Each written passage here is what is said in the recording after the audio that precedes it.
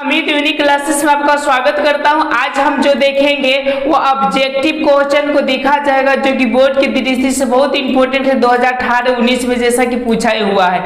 ये जो है आपका ये हिंदी का चैप्टर 1 है, जाति प्रथा और श्रम विभाजन।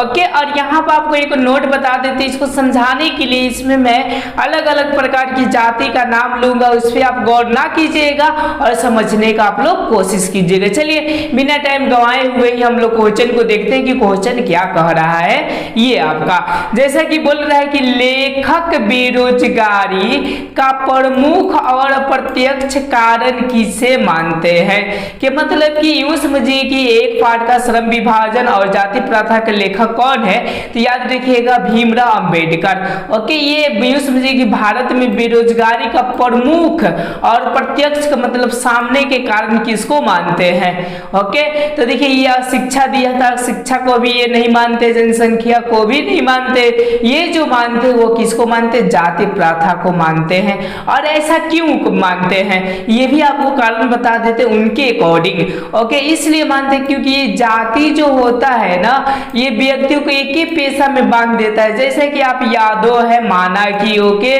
तो देखिएगा आपको गाय भैंस बकरा बकरी सॉरी गाय भैंस ही चराना होगा। अब देखिए आपको पढ़ने का भी मूड है तो घर वाले बोलेगा ना घास कर कर लाना है, समझ पा रहे हैं। यानी ये जो होती है आप कुछ कर नहीं पाइएगा तो क्या हो जाइएगा, बेरोजगार हो जाइएगा। समझ में आ रहा है आप लोगों को पॉइंटेड। इसी तरह मैं आगे समझाते जाऊंगा, लेकिन आप लोग क्या कीजिएगा, जाति पर कोई प्रकार की फोकस ना कीजिएगा, ज्यादातर कोशिश कीजिएगा समझने में। चलिए हम लोग 2 नंबर प्रश्न को देखते हैं। सॉरी, इसका जो राइट आंसर हो जाएगा वो कौन सा हो जाएगा, आपका सी हो जाएगा, गौर कीजिएगा। चलिए हम लोग नेक्स्ट प्रश्न को देखते हैं। 2 नंबर मेरा प्रश्न क्या बोल रहा है कि जो कि 2018 में भी पूछा हुआ है। ये बोल रहे कि आधुनिक सभ्य समाज के मतलब कि आजकल का सभ्य समाज। देखिए ये जो लिखे वो बहुत पहले का लिखे, कब जब छुआछूत अंग्रेज था लोग तब। अब देखिए आधुनिक सभ्य समाज का मतलब अभी के डेट में श्रम विभाजन को आवश्यक क्यों मानते हैं। श्रम विभाजन के मतलब होता है मेहनत। ओके, श्रम के मतलब मेहनत, विभाजन का मतलब अलग अलग। अब देखिए हर एक व्यक्ति जो मेहनत करते वो अलग अलग क्षेत्र में करते। जैसे कि मेरा क्षेत्र है जो टीचिंग लाइन है, मैं अपनी ईमानदारी से करूंगा तो जरूरी सफलता मिलेगा। ओके, अगर यूं समझिए टीचिंग लाइन को कहा जाए कि जाओ लेबर में खटने के लिए तो क्या हो पाएगा, तो ऐसा आपका होगा नहीं, मतलब कि हम लोग नहीं बच सकते हैं ऐसा। ओके, तो देखिए ये बोल रहा है कि आधुनिक सभ्य समाज श्रम विभाजन को आवश्यक क्यों मानते हैं। ओके, यानी क्यों मानते हैं, इसके लिए क्या जरूरत है। ओके, तो ये इसलिए मानते हैं कि कोई भी काम आपका क्या कार्य कुशलता के लिए, मतलब कोई भी काम आपका अच्छा से हो, समझ गए। यानी जो आप काम करते हैं अगर उसी पैसा दिया जाए तो वह काम आप अच्छे से कर सकते हैं। जैसा कि मैं पढ़ाता हूं तो पढ़ाई वाला दिया जाए तो मैं अच्छे से कर सकता हूं। ओके, और दूसरा काम दिया जाए तो मैं अच्छा से कर नहीं सकता हूं। चलिए अब हम लोग 3 नंबर प्रश्न को देखते हैं। 3 नंबर मेरा क्या प्रश्न बोल रहा है, गौर कीजिएगा, समझिएगा। यहाँ पे बोल रहा है कि श्रम विभाजन और जाति प्रथा पाठ बाबा साहब के किस भाषण का संपादित अंश है। कि मतलब ये एक प्रकार का जो आपका श्रम विभाजन और जाति प्रथा जो पाठ है एक प्रकार की भाषण है। ओके, भाषण तो बहुत लंबा है लेकिन उसी में से कुछ लिया गया। तो ये जो मिलता है याद रखिएगा ऑप्शन नंबर सी हो जाएगा, एलिहिलेशन ऑफ कास्ट में आपके ये मिलते हैं। समझ पा रहे हैं लोग आप लोग। अब चलिए अब हम लोग 4 नंबर प्रश्न को देखते हैं जो कि ये 2021 में पूछा था, 18 में पूछा हुआ था। चलिए 4 नंबर मेरा प्रश्न क्या बोल रहा है जो कि ये भी 2018 में ही पूछा हुआ। देखिए ये बोल रहा है कि जाति प्रथा श्रम विभाजन के साथ साथ किसका रूप है। मतलब कि श्रम विभाजन के मतलब समझ गए, जाति के मतलब कोई जाति मानने वाला, जैसे कि हम क्या है कुम्हार है तो कुम्हार ही को मानेंगे। ओके, श्रम विभाजन के मतलब कि क्या वो काम को बंटवारा कर देते हैं कि हरिया पुत की ही क्या करना है तो गढ़ना है। ओके, लेकिन इसका किसका रूप पकड़ लेता है, तो ये जो पकड़ लेता है फिर उसी में श्रमिक लग जाते हैं कि मतलब कि जो काम करते हैं लग जाता है और आजीवन भर करते रहते हैं। कि मतलब कि इसका जो राइट आंसर हो जाएगा वो हो जाएगा आपका श्रमिक विभाजन का, यानी ऑप्शन नंबर क्या हो जाएंगे, सी इसका राइट आंसर हो जाएंगे। चलिए अब हम लोग नेक्स्ट प्रश्न को देखते हैं। 5 नंबर मेरा प्रश्न क्या बोल रहा है, जो कि 2019 में भी, 21 में भी और 22 में भी पूछा हुआ है। ये बोल रहे कि डॉक्टर भीमराव अंबेडकर का जन्म कहाँ हुआ था। ये तो आपको याद रखना पड़ेगा। ये जो हुआ था वो मध्य प्रदेश में हुआ था। जो गांव था वो क्या था, महू था। ओके, चलिए हम लोग नेक्स्ट प्रश्न को देखते हैं कि 6 नंबर मेरा प्रश्न क्या है। जैसा बोल रहे हैं कि डॉक्टर भीमराव अंबेडकर का जन्म कब हुआ।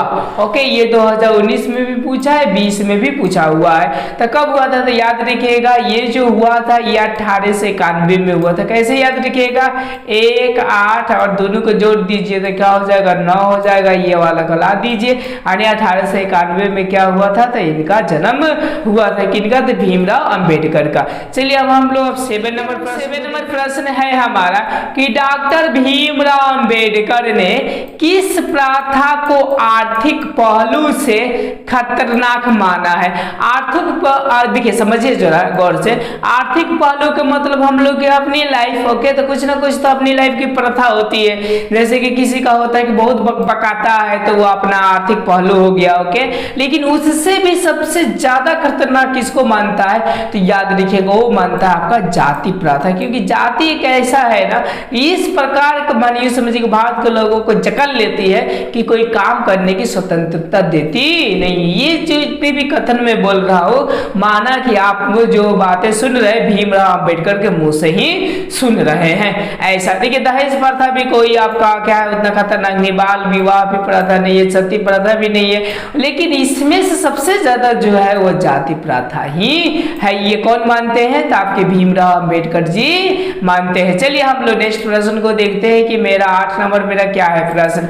जैसे कि आपको दिखाई दे रहा है कि अंबेडकर का जन्म किस परिवार में हुआ था। अंबेडकर का जन्म समझ पा रहे हैं लोग, ओके, तो कौन सा थे, तो ये समझिए कि वो बहुत ही गरीब थे, दलित थे। ओके, तो मतलब कि दलित में हुआ था, इसीलिए इसे ज्यादातर छुआछूत किया जाता था उस जमाने में। ये कब पूछा था, 2019 एफसी में पूछा हुआ है। अब चलिए हम लोग 9 नंबर प्रश्न को देखते हैं कि 9 नंबर क्या बोल रहा है। ये बोल रहा है कि श्रम विभाजन और जाति प्रथा लेखक निम्नलिखित में कौन है, कि मतलब कि इनका लेखक कौन है। तो चूंकि आपको बता दिए कि बाबा साहब मतलब कि भीमराव अंबेडकर जी है, यानी आपका राइट आंसर क्या हो जाएगा, ये हो जाएगा बाबा साहब। हजारी प्रसाद द्विवेदी जानते ही है नाखून क्यों बढ़ता है, ओके, सॉरी, भीमराव साहब और भीमराव अंबेडकर। ओके, तो मेरे ख्याल से ये होगा भीमराव अंबेडकर ही होगा। ये भीमराव साहब ये अलग हो जाएंगे। ओके, गुरुवाकर मूल्य की किताब तो समझते हैं कि परंपरा का मूल्यांकन, ये सभी पाठ्य को क्या किए, लिखे हुए हैं। अब चलिए हम लोग 10 नंबर प्रश्न को देखते हैं कि 10 नंबर भी 2020 में पूछा हुआ है। ओके, क्या है कि आदर्श समाज का मतलब कि सुंदर समाज स्वतंत्रता, समानता और भ्रातृत्व पर आधारित होगा। ये किसने कहा, मतलब ये कौन कहा था कि आदर्श जो समाज हो गए और स्वतंत्रता पर आधारित होंगे, समानता पर, भ्रातृत्व पर, मतलब भाईचारा पर होंगे। ये जो बोले थे आपके, जो बोले थे वो भीमराव अंबेडकर ने बोले हुए थे।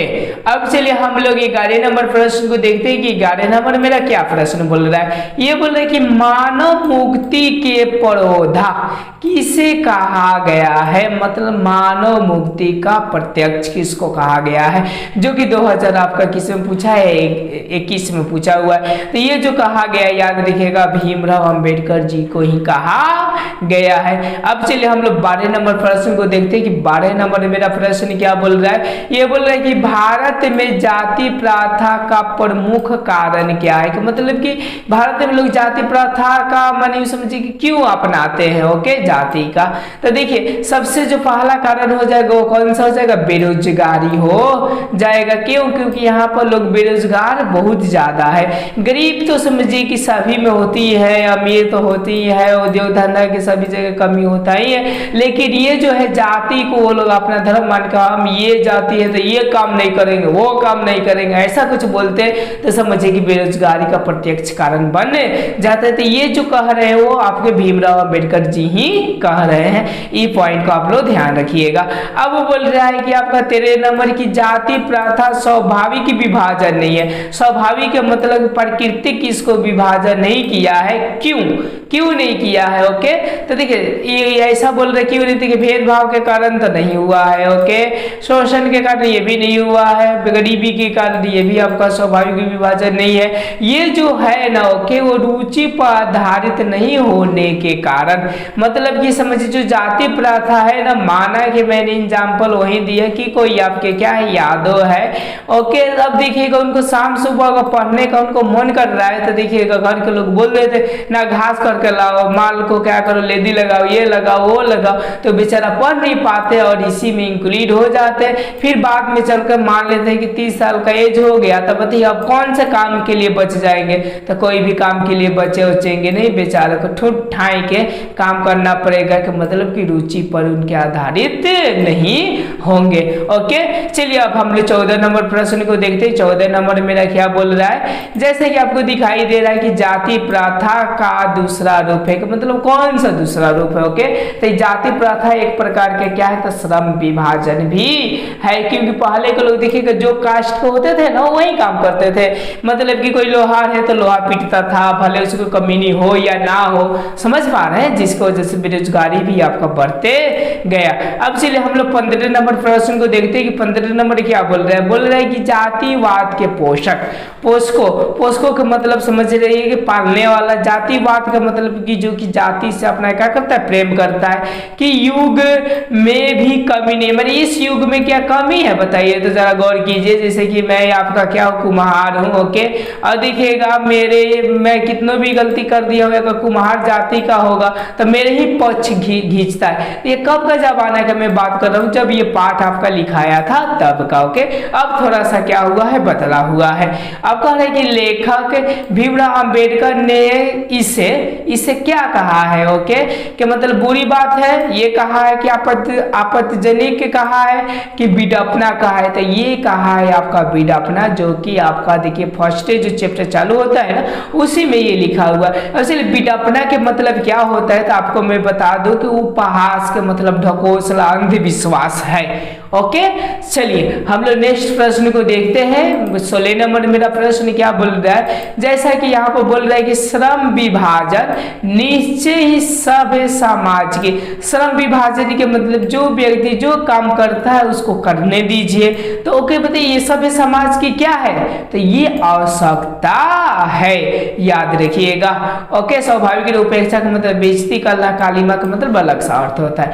चलिए अब हम लोग 17 नंबर प्रश्न को देखते हैं कि 17 नंबर मेरा क्या प्रश्न बोल रहा है। ये बोल रहा है आपका कि भारत की जाति प्रथा की एक और विशेषता है कि यह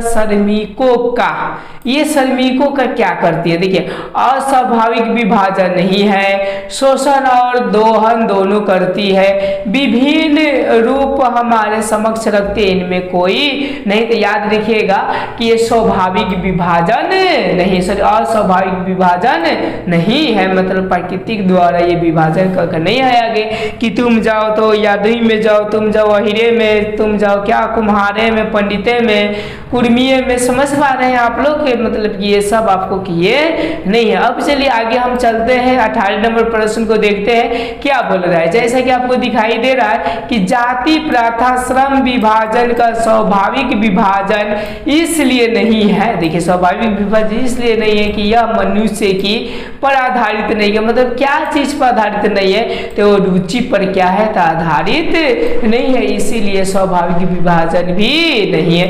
क्यों? क्योंकि जैसे कि मैंने बताया कि आपको पढ़ने का मन कर रहा है, आप कोई बोल दिया कि ना ये लोहा को पीटना ही है तो पीटना ही है, तो देखिए बेचारे को मन क्या हो जाता है, तो उदास हो जाता है, वो पढ़ नहीं पाते कि मतलब रुचि पर आधारित नहीं है। जाति प्रथा पेशे का दोषपूर्ण निर्धारण ही नहीं करती, बल्कि मनुष्य को जीवन भर के लिए ओके मैंने जीवन भर के लिए, देखिए पूर्ण निर्धारण के मतलब ही मैंने पहले ही निर्धारण नहीं करती, ये जीवन भर के लिए। जैसे नहीं होता है कि जैसे कि मेरा बेटा हुआ नहीं और बोल देते हैं कि ये मेरा बेटा होगा तो 5 को भैंस रखेगा, ओके, और क्या करेगा तो चराएगा, ऐसा करेगा, कि मतलब कि क्या करता है, मतलब जीवन भर के लिए उसी पेशा में क्या कर देती है तो बांध देती है। याद रखिएगा।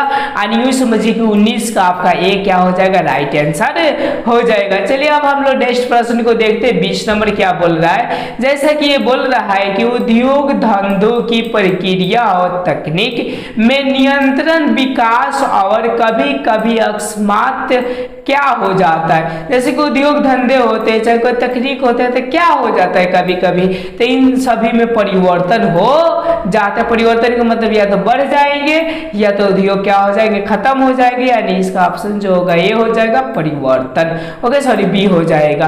अब चलिए हम लोग 21 नंबर प्रश्न को देखते हैं कि 21 नंबर मेरा प्रश्न क्या बोल रहा है कि उद्योग धंधों की प्रक्रिया और तकनीक का नियंत्रण, विकास और अकस्मात परिवर्तन मनुष्य को क्या आवश्यकता ला देती है। माना कि उद्योग धंधे में आपका परिवर्तन हो गया, नियंत्रण, ओके, या तो विकास हो रहा है या अकस्मात परिवर्तन हो, तो मतलब कि डूब डाब गया हुआ माने उद्योग, तो मनुष्य क्या कर सकता है उस टाइम में, तो देखिए वो अपना पेशा बदल सकता है। कि मतलब कि आप कोई काम कर रहे हैं तो वो पेशा फटाक से बदले, क्यों, क्योंकि रोजी रोटी की सवाल है।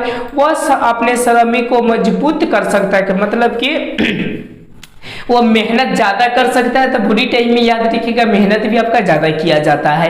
ये 80 नंबर वो अपने वर्तमान पेशे के बारे में सोचेगा कि मैं कौन सा पेशा करूं कि 2 रुपया आय का, मतलब ये सब काम करना चाहिए, यानी ऑप्शन नंबर क्या हो जाएंगे आपके डी आंसर हो जाएंगे। अब चलिए अगर नहीं वो बदलेगा तो बेचारा भूखे रहने के अलावा उसके पास में कोई रास्ता रहेगा नहीं। चलिए हम लोग 22 नंबर प्रश्न को देखते हैं। 22 नंबर क्या बोल रहा है कि आदमी कब भूखे मर जाते हैं, कि मतलब कब मरेंगे।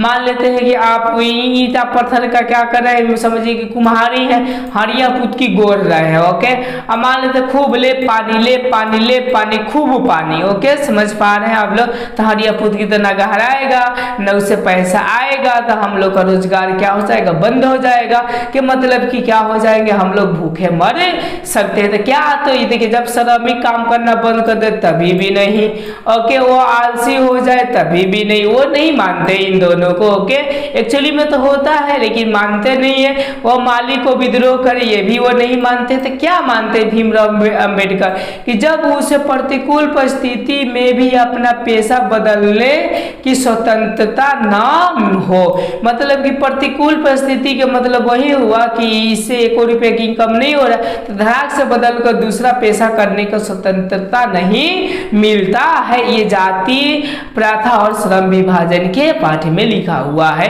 चलिए अब हम लोग 23 नंबर प्रश्न को देखते हैं क्या बोल रहा है। ये बोल रहा है कि किस धर्म की जाति प्रथा किसी भी व्यक्ति को ऐसा पेशा चुनने की अनुमति नहीं देती है जो उसका पैतृक मतलब कि पिता वाला, के मतलब कि उनके खानदान काम करते आ रहे पेशा न हो, भले ही वह उनमें परंपरागत हो, कि मतलब कि वो जानता हो। तो वो कौन सी जाति होता है जी, ये जो धर्म होता है वो कौन सा होता है, वो कहते हैं कि हिंदू धर्म। ऐसा अनुमति नहीं है कि वो क्या करे, तो समझिए कि वो अपने पेशे को मतलब पैतृक ही पेशा करेगा, मतलब जो माता पिता करते जैसे गाय भैंस माता पिता चराए तो हम भी गाय भैंस थोड़े चराएंगे, नहीं, हम बदल सकते हैं। अब चलिए 24 नंबर प्रश्न को देखते हैं। 24 नंबर मेरा क्या बोल रहा है कि श्रम विभाजन की दृष्टि से भी जाति प्रथा डैश डैश युक्त है, कि मतलब ये जाति प्रथा जो है वो कैसा आपका है, तो यूं समझिए कि बहुत ही दोषपूर्ण है, गंभीर दोष है। जाति प्रथा भारत के लिए क्या कम गंभीर, जैसे आजकल का सॉन्ग भी देखिए जातीय पार है, जो कि कितना जगह मारकाट भी हो रहा है, तो मतलब कि ये क्या है, तो समझिए कि ये बहुत ही गंभीर समस्या है, इसको हटाना क्या नेसेसरी है, पर ये मेरे ख्याल से जल्दी हटेगा नहीं, लेकिन हम लोग पढ़े लिखे आदमी हटाने का कोशिश करेंगे लोग, मतलब कोई भी जाति पर हम लोग भेदभाव नहीं करेंगे लोग। चलिए हम लोग 25 नंबर प्रश्न को देखते हैं क्या बोल रहा है। बोले कि जाति प्रथा का श्रम विभाजन मनुष्य की किस चीज पर निर्भर नहीं करता है, कि मतलब श्रम विभाजन विभाजन जो होता है क्या चीज पर निर्भर नहीं करता है, तो अपने स्वेच्छा पर। याद रखिएगा, ये पाठ में लिखा गया है कि अपने स्वेच्छा पर ये निर्भर करते उड़ते नहीं है। चलिए हम लोग 26 नंबर प्रश्न को देखते हैं कि 26 नंबर मेरा क्या प्रश्न बोल रहा है। बोल रहे कि आर्थिक पहलू से भी जाति प्रथा डैश डैश है, कि मतलब जाति प्रथा क्या बहुत ही खतरनाक और बहुत ही हानिकारक होते हैं। ये तो फायदेमंद होंगे नहीं, दोषप्रद होंगे नहीं, बहुत ही क्या है, हानिकारक है ये जाति प्रथा जौना के नाम है। अब चलिए हम लोग 27 नंबर प्रश्न को देखते हैं कि 27 नंबर मेरा प्रश्न क्या बोल रहा है। ये बोल रहा है आपका कि आम्बेडकर के अनुसार आदर्श समाज किस पर आधारित होगा, कि मतलब जो आदर्श समाज, मतलब जो अच्छे समाज होते हैं वो किस पे आधारित रहते हैं। तो ये जो होते हैं देखिए, जाति प्रथा पर ना होकर तो गलत है। इसमें स्वतंत्रता, समानता और भ्रातृत्व हो। यस, ये आपका सही है कि मतलब कि वो स्वतंत्र हो और समानता के मतलब सबको एक ही नजर से देखता हो, और भ्रातृत्व के मतलब कि भाईचारा, दूध और यूं समझिए कि पानी की तरह ये संबंध हो। तो इसी को वो मानते हैं। 27 का ऑप्शन नंबर क्या हो जाएंगे, बी आपके राइट आंसर हो जाएंगे। यहाँ तक आपने बहुत अच्छे तरह से समझ गए होंगे।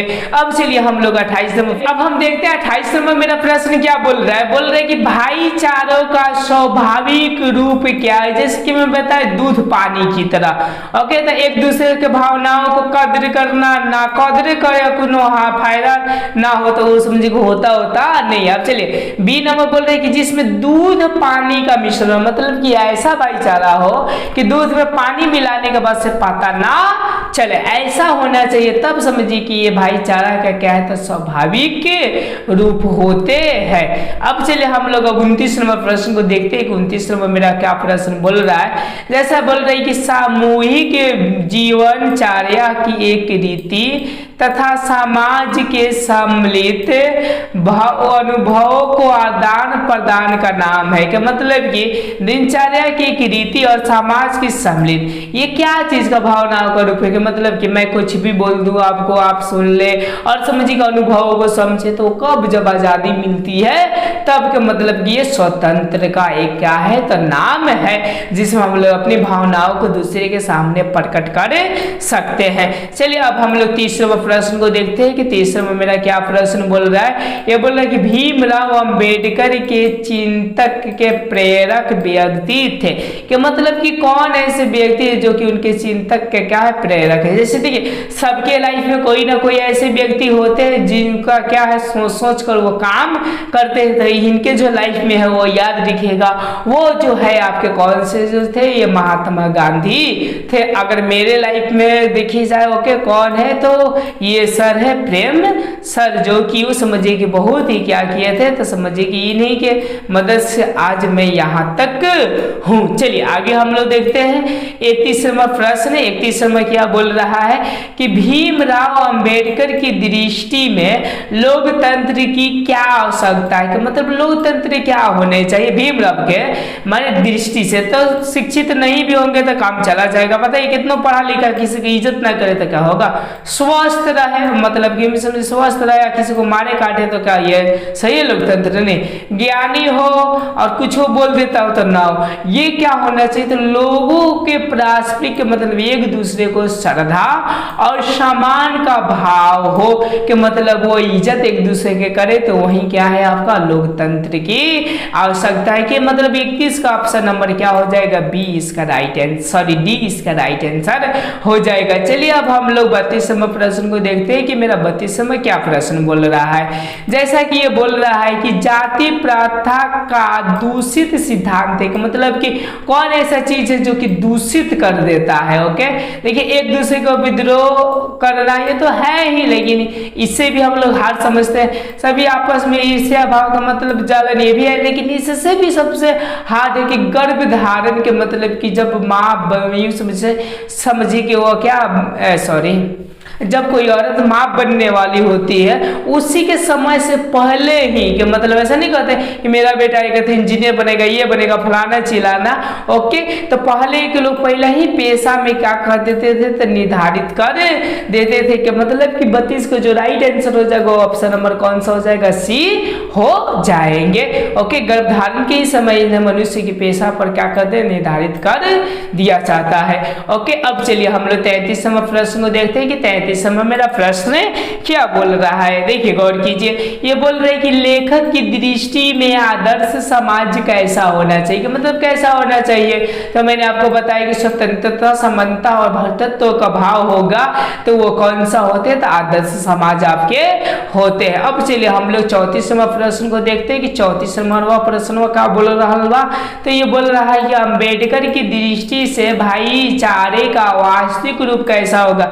जैसे कि मैंने बताया कि दूध शक्कर की तरह नहीं होना चाहिए, दूध पानी के मिश्रण की तरह होना चाहिए, ताकि और कितनों भी मिला दे पानी तो समझ में आए, हो नहीं अदर भी कास्ट मिलाते हैं। ओके, चलिए अब हम लोग क्या करते हैं, 34वां देख लिया। 35वां प्रश्न को देखते हैं कि 35वां मेरा क्या बोल रहा है। ये बोल रहा है कि श्रम विभाजन और जाति प्रथा गद्य कौन सी विद्या है, का मतलब ये कौन सी चीजें है, तो ये जो चीजें ली गई है वो एक प्रकार का क्या है, तो भाषण है।